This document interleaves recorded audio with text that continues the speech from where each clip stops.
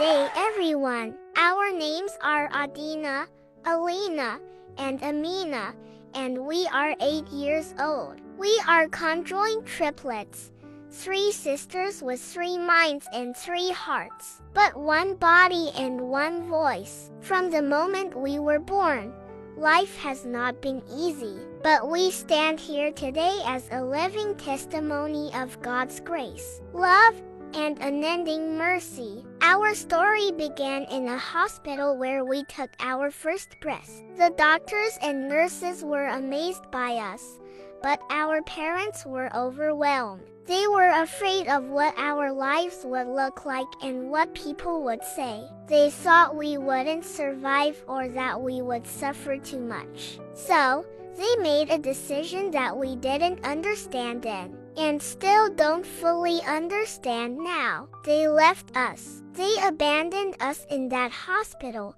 leaving us without their love and protection. But even in that moment, God was already working. You see, God has a plan for each of us. Jeremiah 29:11 says, "For I know the plans I have for you, declares the Lord. Plans to prosper you and not to harm you. Plans to give you a hope and a future." And in His plan, He sent us an angel in the form of a nurse named Mary.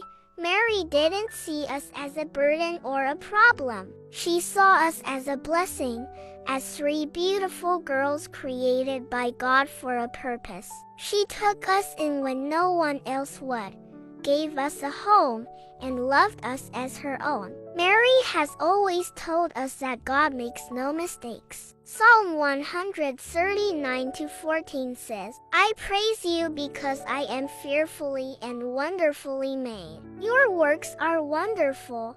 I know that full well." She reminded us every day that even though we are different, we are wonderfully made by God.